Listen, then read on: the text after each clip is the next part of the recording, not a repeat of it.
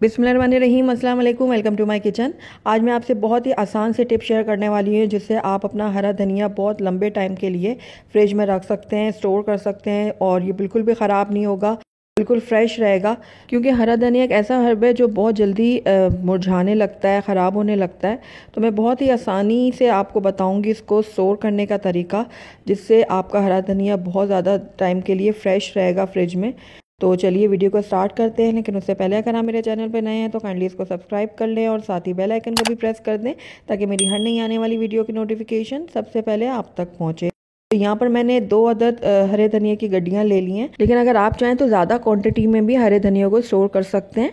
तो अब सबसे पहले मैं क्या करूँगी कि हरे धनिया की जो नीचे वाला पार्ट है, डंडियों वाला पार्ट है, इसको मैं कट कर दूँगी। जहाँ तक आपको डंडियाँ नज़र आ रही है ना, बस इस हिस्से को आप कट कर लें। तो ये देखिए, इस तरीके से मैंने डंडियों को अलहदा कर दिया पत्तियों से। ये देखिए, तो इसको अब मैं एक तरफ रख देती हूँ और उसके बाद इसको मैं खोल लूँगी इस तरीके से, और दूसरा बंच जो है उसकी भी डंडियाँ मैं कट कर लेती हूँ। आप चाहें तो इन डंडियों को चटनी में इस्तेमाल कर सकते हैं, बहुत ही अच्छा सा फ्लेवर आता है। अगर आप नहीं ज़ाया करना चाहते तो आप इसको चटनी में यूज़ कर लें। तो अब धनिए को मैं खोल लूँगी। ये देखिए, सारा धनिया मैंने खोल लिया और इसमें अब आप चेक कर लें अगर आपको एक्स्ट्रा पत्ते कोई नज़र आ रहे हैं, ग्रीन पत्ते होते हैं अक्सर धनिया में।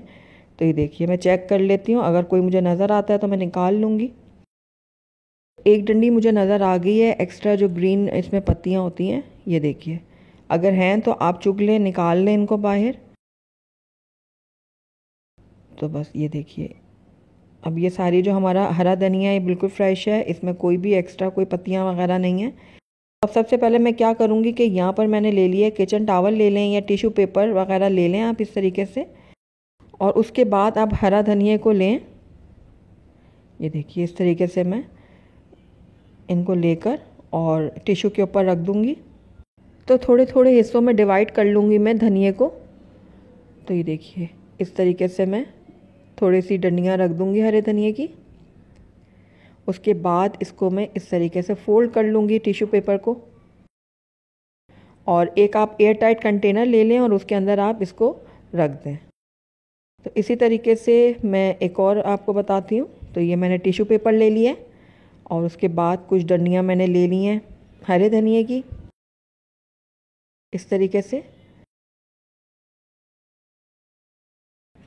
बहुत ही इजी तरीका है इनको फ्रेश रखने का, बस आप एक साथ ले लें और हफ्ता 10 दिन बिल्कुल आराम से आप इनको यूज़ कर सकते हैं। अगर आपको कुछ एक्स्ट्रा डंडियाँ नज़र भी आ रही ना तो आप उनको कट कर लीजिएगा।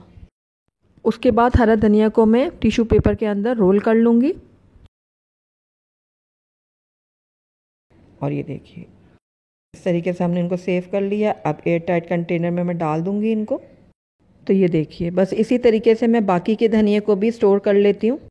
तो आपने देखा कि कितना आसान है हरा धनिया को ज़्यादा टाइम के लिए फ्रिज में स्टोर करने का तरीका। तो जब आप इस तरीके से हरे धनिया को फ्रिज में स्टोर करेंगे तो आसानी से 8 से 10 दिन तक इनको यूज़ कर सकते हैं।